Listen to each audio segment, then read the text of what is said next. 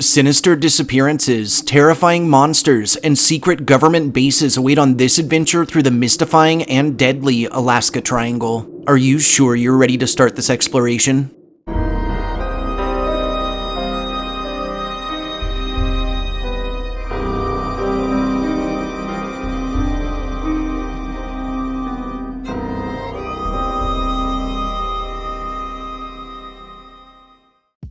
Hey guys, and thanks for tuning in for tonight's episode, which regards a place that is easily one of the more fascinating locations that I've covered. The Alaska Triangle, much like the infamous Bermuda Triangle in the North Atlantic or the Bridgewater Triangle in Massachusetts, is a triangular boundary set within the last frontier. That southern point lies in the state's most populated city of Anchorage, that stretches to Barrow in the far north and Juneau to the southeast, and that encompasses over 300,000 square miles of unrefined wilderness in which countless reports of supernatural phenomena, mysterious cryptid sightings, and most prominently, unexplained disappearances have surfaced.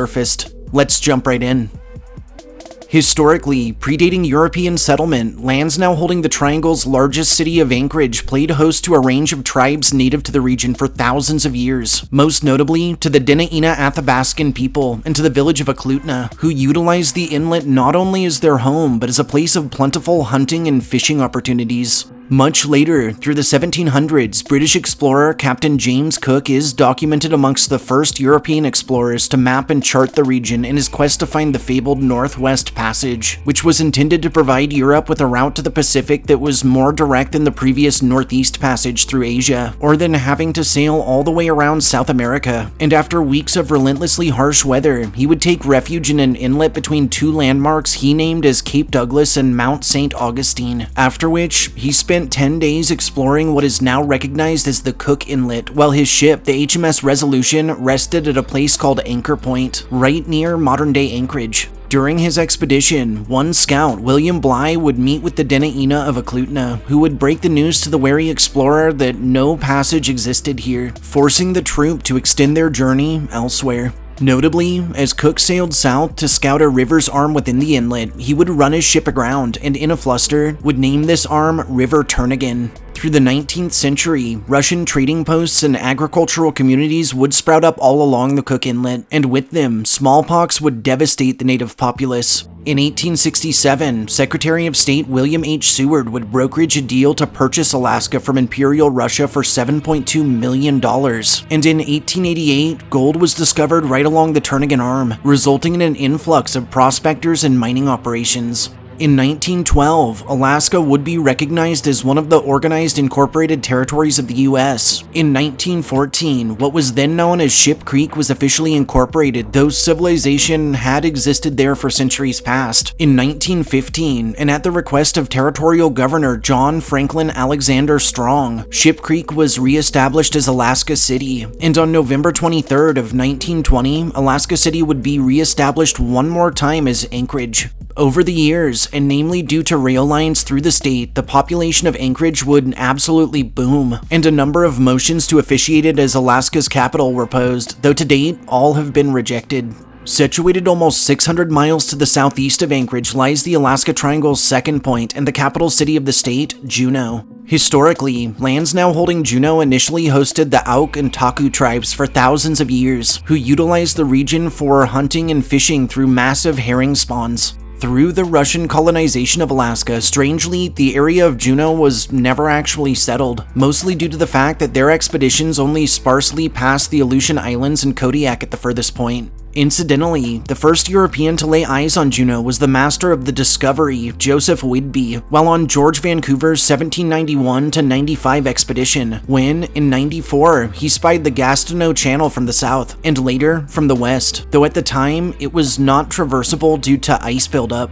Following the California gold rush through the late 1800s, miners would migrate up and down the entirety of the West Coast in search of their fortunes. And in Alaska, one George Pills would offer rewards to any native inhabitants that could lead him to gold veins. Eventually, Pills would dispatch employees Joe Juneau and Richard Harris to the Gastineau Channel, and while exploring their party's campsite in the spring and summer, they found, as they documented it, nuggets as large as peas and beans. After which, on October 18th of 1880, the duo would stake out a 160-acre town site from which to commence their mining operations. By just the following year, their community had grown to over 100 residents, and on December 14th of 1881, a meeting of 72 of the local miners would decide on a name for the settlement, being Juneau, after Joe. In 1894, the St. Nicholas Russian Orthodox Church was finished in Juneau. By 1906, and after the fall of whaling and fur trading industries, the capital of Alaska was moved from Sitka to Juneau. By 1920, the community boasted the title of being the largest city in the territory, and in 1950, it would also be noted as the largest city by population.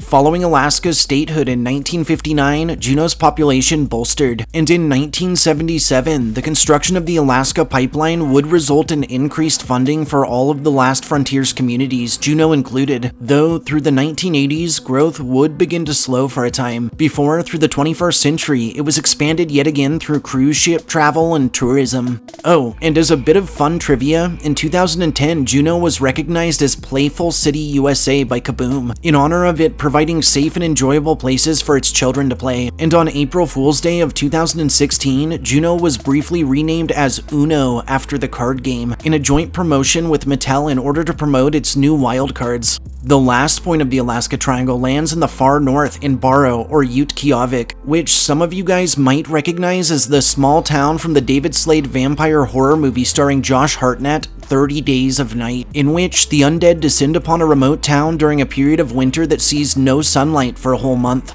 Historically, lands now holding Barrow have played home to the native Inupiat for over 1,500 years, and the remains of 16 sod dwelling mounds can be viewed off the shore of the Arctic Ocean. In the late 1700s and early 1800s, the British Royal Navy would chart several explorations of the Arctic Ocean, and following the US's 1867 acquisition of Alaska, in 1881, the Army would set up a meteorological and magnetic research facility right around Utqiagvik. In 1888, a Presbyterian church was constructed locally. In 1889, a whaling supply and rescue station was finished. And in 1940, the native Inupiat would establish the village of Barrow, which is actually federally recognized as a tribal entity. In 1958, Utqiagvik was incorporated as a first-class city under the name of Barrow. In 1965, the locale would welcome the installation of gas lines. In 1972, the North Slope Borough was established. And in 1986, this borough would create the North Slope Higher Education Center, which was soon renamed as Ilisavik College.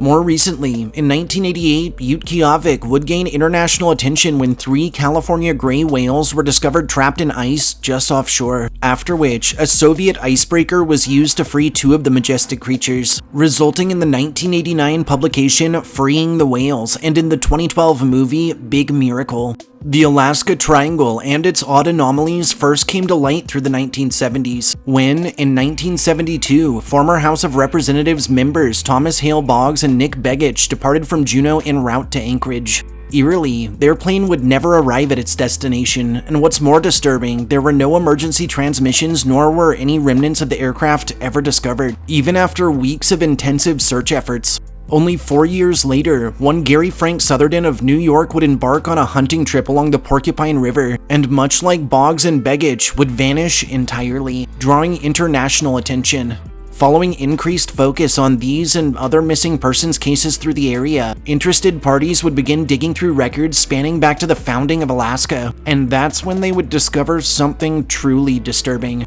It would become quickly apparent that the region spanning between the aforementioned points of Juneau, Anchorage, and Barrow had not only claimed the lives of Boggs, Begich, and Southerden, but had also played host to literally countless other disappearances before them, all without explanation and that dated as far back as documented history reached. Thus, the legend of the Alaska Triangle was born, and would only pick up traction as future disappearances further fueled local lore. Interestingly enough, the Triangle's anchor cities are thought to be especially supernaturally charged, possibly due to whatever forces affect the mysterious region. In Anchorage, the 4th Street Theater, which was finished in 1947, is said to be haunted by the ghosts of past patrons, by the specter of a former owner, and by the entity of a man who was killed in a fight just outside of its bounds. In the Inlet Tower Hotel, which was constructed in 1952, both staff and guests have reported strange knocking and scratching sounds from empty rooms, run-ins with an ethereal woman, and encounters with the spirit of a man who took his own life, and whose manifestation has been observed hanging itself before fading away. And the University of Alaska Anchorage, which was founded in 1954, and which we've actually covered more extensively in our Haunted Alaska video, boasts a ridiculous range of campus legends, most prominently of which centers around the Wendy Williamson Auditorium, which is believed to be haunted by the ghost of old John Wendell Wendy Williamson himself, and where props move inexplicably, disembodied voices are heard, and extreme cold spots are commonly felt. Within Hotel Captain Cook, which was built in 1964, many have reported doors that open and close on their own, lights that turn on and off by themselves, and the ghost of a woman sighted namely in the lobby and connected bathroom that's believed to be the lingering spirit of a guest who took her own life in 1972. Around Ship Creek, and especially at night, the vengeful phantom of a native woman named Marie, who was murdered in town in 1987, has been known to howl disturbingly, and the Snow City Cafe, which was built in 1994, is plagued by the echoes of a travel agent who was killed near in a car bombing in 1976. In Juneau, the infamous Alaskan Hotel, which was constructed in 1912, has been featured on a number of most haunted lists and famous documentaries, with guests and staff reporting doors that slam randomly, noises that emanate from vacant spaces, and disturbing occurrences in rooms 218, 219, 321, and most notably 315, where a Navy seaman who dared himself to stay the night actually ended up jumping out of the window after the walls began leaking blood.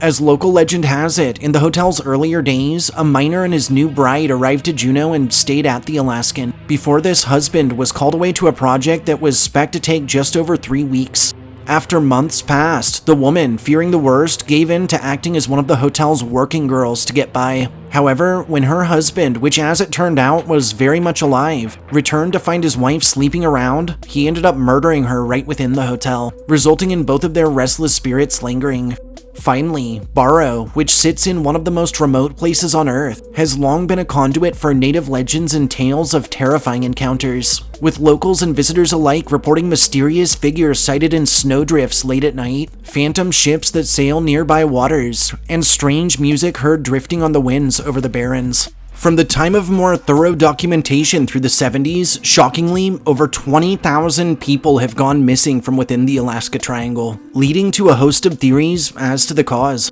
While some have suggested it's simply the nature of the Alaskan wilds, others aren't so certain, and have tied more prominent missing persons cases to either conspiratorial causes associated to the government or to the ridiculous number of native legends, namely those surrounding nefarious cryptids that have long enshrouded the expanse. From stories of Wendigo encounters to tales of run-ins with Sasquatch, the vast landscape that comprises the Alaska Triangle is saturated in countless fables of fearsome monsters. One more terrifying of said monsters is easily the Adlet, werewolf-like beings that are said to be the offspring of a native woman who had children with either a dog or a wolf, and that have been known to attack campsites after dark. Similarly, the Keelut is an evil Inuit earth spirit that manifests as a large black hairless dog and that preys on those who travel at night. It would seem that not even the waters surrounding the triangle are safe, and a slew of reports detail encounters with either Tizuruk, which are massive snake-like creatures that snatch the unsuspecting right off of piers or docks, and the Qualaplik, which are green hominid abominations with long black hair and sharp fingernails, that are known to hum softly in order to lure in children, before snatching them up, never to be seen or heard from again. Two related and highly dangerous entities within the triangle include the Tornit or Bushmen, which are supposedly a tribe that receded from civilization centuries ago following a bloody dispute over canoe building techniques, and the Alaskan Hairy Man, which you can pretty much envision as a Sasquatch, only much bigger and angrier. Incidentally, both the Bushman and Hairy Man are considered amongst the most lethal of Alaska's monsters, and have been known to tear up campsites, maul those who inhabit them, and leave no survivors. In native lore, Kushtaka were strange shapeshifters that appeared as a bizarre cross between otter and man, that had a habit of mimicking the voices of friends, family members, or the screams of women and children in order to lure those near forests to their deaths. While the Irsenrod of Yupik legend describes small hominid beings that confuse or disorient those who wander too far, resulting in them either getting lost in the woods or even trapped within caves. Beyond its ridiculous cryptid count, the Triangle is also home to a number of additional odd and sometimes horrifying occurrences, and those who frequent its bounds also report strange voices or singing heard on the winds in remote areas, chilling encounters with both ghosts and ghoul-like creatures near its countless abandoned cemeteries, and instances of the discovering of odd towns or villages that shouldn't exist, and that are never able to be found again.